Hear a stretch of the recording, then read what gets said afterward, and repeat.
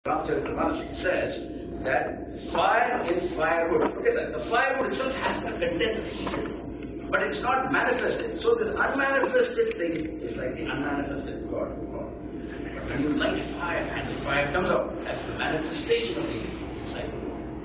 You understand? So this is there in every single being in the universe, irrespective of what it means.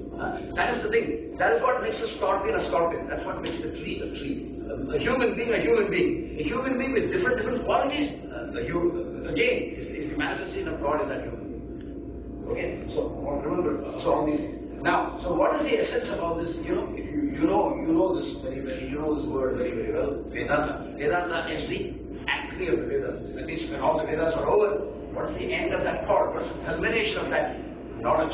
It's called Vedanta. Okay? And that is the very crux of Hindu philosophy. You must hold on to that. That is what keeps you doing your puja nicely, keeps you doing everything with the right attitude and to show that you are true in. Understand? That's what you should do. Because then you go beyond all religions also. Because a Christian or a Buddhist or whatever, everybody is the same. The same God pervades everybody. You will not make a difference in that also. Okay? All these great Mahatmas understood that. Okay, see, and so you might ask the question, when these Mahatmas came, why did they say, worship me, I alone am the truth? Do you know why they did that? Because they identified with that light, that divine light. They didn't identify themselves as a physical body when they said, worship me. Worship that divine light. And in each age, okay, this Lord expresses in different ways. As Christ in a particular age. Because that group needed that kind of form of the Lord to bring faith in their life. A Buddha in a particular age. Ramana Maharshi, a Gurudev, Swami Chidananda, different age. So like this, different people come in different ways to give you this divine flavor. Okay, next week. Okay, so here, so all these things. So Sanatana Dharma, what is the value of that? What does it mean? It means values that are eternal. Remember that. So that is your religion, not Hinduism. Sanatana Dharma. If you understand that Hinduism means that, and then in your mind you say that, it's fine. Okay? So this is the true basis of Hindu philosophy. Okay? And then the word of God handed down by the rishis. Now how did this knowledge come to us? You know there's something called Shruti. In fact our music group called it Shruti.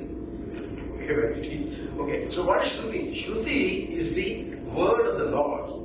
You know, see, just as you have electromagnetic vibrations and everything else going around and you pick up TV signals and radio signals from an antenna, the rishis had, their minds were like antennas that picked up divine vibrations. Every one of us has a mind and each mind is an antenna that reflects the divine. Okay, but the problem is, the purer it is, the better the antenna. Okay? The rishis, Mahatmas, pure antennas. Therefore, the entire word of God came to them. And when they said it back, they had no ego. Therefore, whatever came from there was just given to us verbatim. That's what the Vedas are all about. Okay? The Vedas are nothing but Shruti. They came from the great sages. Okay, so these Mahatmas. So the Sanatana Dharma is a product of this understanding. And just showing you how much pride you should have in this, okay, because of where it's coming from. Okay? And then, so these pure minds, they were just a conduit. You know, there's a conduit to express the divine. You know, because I'm a physicist, I'll give you an example from there. You know, there's something called superfluid, superconductivity. Okay, if you have a wire that's made of the superconducting material, as long as you pass, even if you pass infinite current through it, there is no resistive loss to the wire at all. Some of you who are electricians, this is the mystery. So when there is no resistive loss in the wire, all that energy goes directly into that. Okay? These rishis were like those no loss. Why? Because no ego. Ego is dissipated. But when there's no ego, there's nothing to dissipate. So that whole divine message came through them to us. Okay? This is what this expression is what we have to take, and then our purpose is to bring that manifestation out in the world that you are in. Next slide. Now, why so many religions? You know, supposing I were to tell you, let Krishna come, Krishna was born in Greece, or in any other place, and he were to give his message. Do you think they would take his message? God has to come in the form that is needed for your mind to be attracted. God knows better, don't you think so? Look at that. That's why all these Mahatmas came in different forms. Christ in a particular age, a Buddha at a particular age. And each one of them preached a particular discipline that is needed for your mind to get attracted to it. See? So Christ preached the language of miracles. That's why he cast the net into the sea and all the fishes came. Why? Because people responded to that at that time. Not because he wanted to show off. No. All these are, all these great Mahatmas have come to you in that way to express. Okay? Look at this. Look at this beautiful quote from Bhagavad Gita, chapter 4. Yada yada hi dharmasya klani bhavati bhavati. I think all of you are aware of this. Dharmasya tada param sudakyanam. See, and then he says, and so when does God come down? When there's a decline in the when there's a decline in the dharmic content in the universe. Okay? When things are going really, really bad, then Bhagavan comes and takes a form. And what does he do with that form? He comes enough to mitigate the difference, to make it just even. He doesn't overdo it. Why? Because what will you do then? What's your work? Right? So we have to do our stuff. Okay? So understand. So here, and then again, a devotee who is so much with the Lord, attracts that Lord. The Lord comes for the devotee. Okay? Okay, next one. See, and this is the second half of that. So what does Bhagavan do?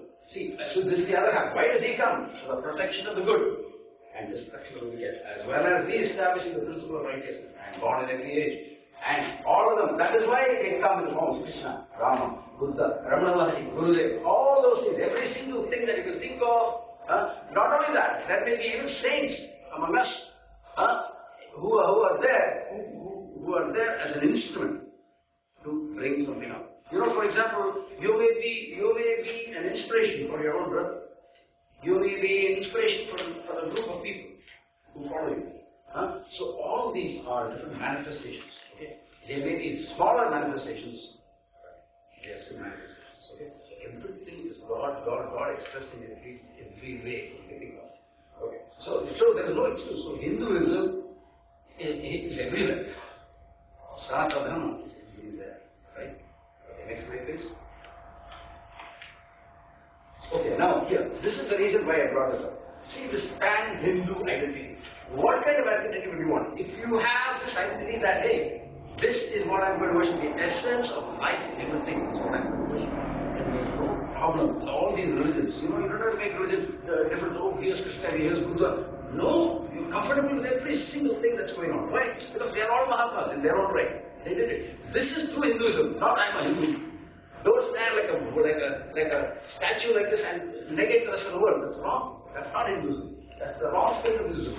This is right spirit. Okay? Understand that all those things. Look at this beautiful quote from Sube. This is called Dhrishya Viveka. This is another Vedantic quote. What does it say? Upekshanama rupe dve satchidananda para. Upekshanama rupa. That means don't worry about the name and the form. Dve. Dve means both. Upeksha means don't worry about what? Nama and rupa. But what do you worry about?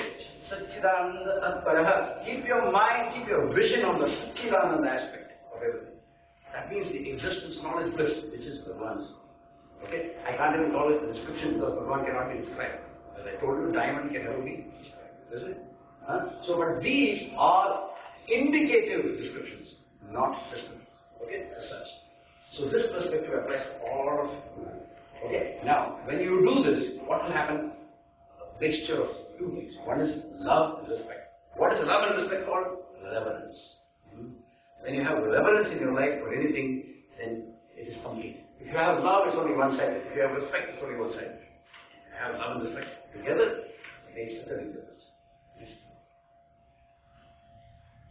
Now, look at this. Globalization. So you look at the entire world in this Vedantic sense that we talked about just now. Sanatana Dharma as a key. And therefore, then this way you can address any global, any diversity issue. Isn't it? Yes or no? It's true. Okay. And then now, respect. So, and then you will have respect for all religions, all deities, world of animal, trees, birds, everything, right? You won't say, yeah. You might say it, but in the back of your mind, at least you remember. In the bug is that. Okay. So, each is insignificant creature. See, I put this word here because nothing is insignificant. Which expresses the divine in its own way. And that's why we must learn to see God in all things. All beings and And this is the solution to world peace. You know, otherwise what will happen? People will talk peace at a conference and go and blow up something on the side. What is the use? Ridiculous, isn't it? Look at this. If you look at this, you truly follow it. There must be integrity in you. You know, it's what an employee will do an employee, isn't it? If you don't have integrity, you're not good. You don't deserve to be in that company. Yes, it is like that. Look at some beautiful experiments, okay? Let me explain this. You know, MIT conduct experiments, okay? One is on the shark, okay? They looked at the shark and said, they found that the shark can make 90-degree turns at very high velocity. And they found that any object that does that will rupture because of the stress. If you make a 90-degree turn and you do it so fast, the structure of the body has to be special. So they said, what is it that does this? So MIT did experiments. So they took a balloon, they made ribs this way, and did that, it broke. They did it vertically, broke. Then they cross-hatched. They found, yay, it works. They took the skin of the shark. You look at the microscope, it's cross-hatched. Who made that skin cross-hatched? For God's sake, think. Right? Look at it. You imagine that, you look at all this, it turns your mind up there. Hummingbirds, you know why they are able to hover? Because there's a vortex built under their body that supports their weight. Now, vortex is a physics concept. What do they know about vortex? But look at them, they're flapping their wings in such a way. Who makes them flap their wings first? See, you understand, every single thing shows you that God is in every single thing in the universe. Ants, do you know how they go? They go together, you know that. They take whole big leaves that are many times, they can carry many times their weight. But they take it all and they come and they work together and make everything for their own houses. Okay? And I saw another thing. If you look at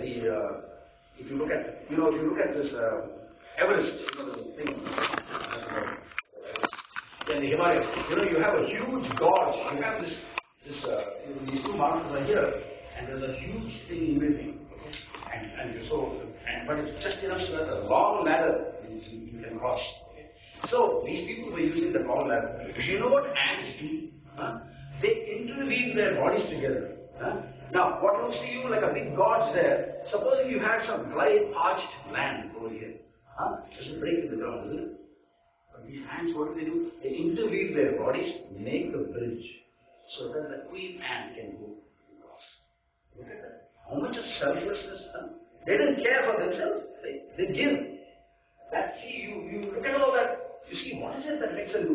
Bees have a tremendous capacity to show the other bees in what direction the honey is. By wagging their tails in a certain way, they can show them that the honey is 45 degrees away from this point. Angle. Okay? All this you can read about. Paramecia. Paramecia are, like bacteria. Do you know that they designed propellers for submarines based on that philosophy? Look at that. Just think about this. I mean, where are we going? We're going all the way, the basics. And they're using all that exercise. They're using that to design everything. Now, what is the role of cultural expression? Yes, there is a role. Such a beautiful thing. Our cultures, our Sanatana Dharma is so nice. Anything you do, Bharatanatyam, yoga, this, that. And even if you look at the Tai Chi and all those things, you do this, right? What do you think is happening there? They're not doing a dance. They're watching that. They're being focused. Every single thing is a focus. Even your Bharatanatyam dance, you focus on it and you see it becomes a yoga. Not only that, the themes. What are the themes of those dances? About Krishna, about this, that, isn't it? So the devotion in you comes out. I have seen so many people who are Muslims and all that who are dancing Bharatanatyam.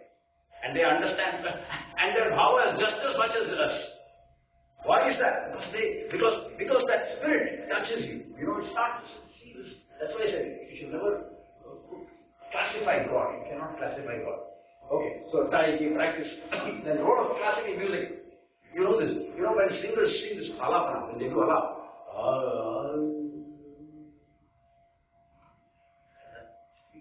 they just revel in that. Just that 1 minute is a blissful moment. You know what they say in the Upanishad, in the Taittiriya Upanishad says, it classifies, it tells you what is that Brahmic bliss, how high that is. He's saying, if you take the youth, am I going too much in that over time? No. Okay. Count the time from when I started. Okay. Okay. Now, so they said that in the Taitya Upanishad it says that he is describing Brahmic bliss. What is the bliss of Brahman? What is that godly bliss? How happy is that?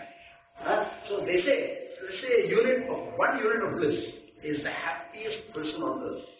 That means the youth who has good health and the knowledge and a lot of money, wealth, everything, and the knowledge to spend that wisely without getting into trouble. Just imagine that as one. Says that person who is doing his alapana like this, and he said that crescendo, that person has 100 times the bliss at that moment than this guy. Then he says the Gandharvas in the heaven who are singing for Indra and all those people, their bliss is even 100 times more than this Gandharva here. So just imagine, already 10 to the power of 4. You got 4 zeros already. Okay? Now if you go up higher and higher, you go to Prajapati, you go to Brihaspati, you go to all those heavenly things, you go to Brahmic bliss, this is 10 to the power of 20. Can you imagine 10 to the power of 20 times? Can you even bring it to your head? Time up. Can you imagine that 10 to the power of 20 times the bliss of anything else? Okay, let's move on. Okay. Yeah, so we should do this. So some of the things you can do is meditation. Okay? What is it? God-formalism. Let me just explain one of these things. For example, Navaratri. Okay? Navaratri, we celebrate Durga, Lakshmi, Saraswati. Right? 3 things. Now, we celebrate it just like we do Garba and everything else. But what is the real meaning in that? If you take Navaratri, for example, understand that Durga is the instrument of destruction. Lakshmi, the instrument of wealth. And Saraswati, instrument of knowledge. Okay? We need all these 3 things, right? We have to destroy all the good qualities in us. So you invoke Durga for the first thing. And you destroy all those bad qualities, you need to invoke good qualities. If you keep the good qualities, then Lakshmi is invoked. And then if you want to maintain that, you need Saraswati. See that? Durga, Lakshmi, Saraswati. So understand, everything has symbolism. Yes. Just look at this one. Let me give you a quote from Christianity and here. Look at this. He says, Matthew says, the light of the body is the eye. If therefore thine eye be single, thy body shall be full of light. Look at that. Doesn't it sound very close to the Jnana Chakra, which was predicted by Sanatana Dharma many years ago? Jnana Chakra is the eye of intuition. That means when you look through this eye and not through this eye, these 2 eyes, these are physical eyes, and your ego can go in there and you can make all kinds of mistakes. But when you have this intuitive eye, you're one with God, and then you don't make mistakes. Okay? Here, look at the pattern, this and that. Okay, next one. Tradition. Look at this. Ramana Maharshi pointed out, what is this? I know. Okay. Ramana Maharshi pointed out, what is the role of sadhana? He said that, what is the way to get there? Kaya, Vamana, Kaya, Uttamam. He's saying that the body, mind, intellect, all these theories. And then he says, how do you do this? He says, Uttam. So first you chant. After you chant, the mind becomes quiet. When you chant it, then chant it in your mind. And after you chant it in your mind, go into meditation. See, these are the things he said. Yes. And then all these things that we do, samskaras, all the ceremonies. Next one. And see, so finally we should do this. We have to have interfaith meetings, bring all this together. And when they talk, when the leaders must realize that they should focus on their own religion and condemn everything else. In fact, they make those rules, but people don't follow them. Okay, and the bottom line is peace. Anything else? Okay, and I finish. So here, capture the essence of Hinduism, and then all this will resolve. If you do that essence, the Sanatana Dharma will resolve everything. Okay, and refer to it as that, and then understand what it means, and indefinable forms. Here's way all out. Next slide. All cultural expressions are expressions of that again, as I explained. All life is an expression of the infinite, indescribable, awesome God, and then preservation and tradition of culture is vital. Next. Okay, then pujas and rituals. Okay, all these are very important because as you do it, your mind becomes purified. and the interfaith dialogue, and then see the unity, see the unity in the diversity. And the truth has many facets, and you can approach it in many ways. And this is it. Thank you.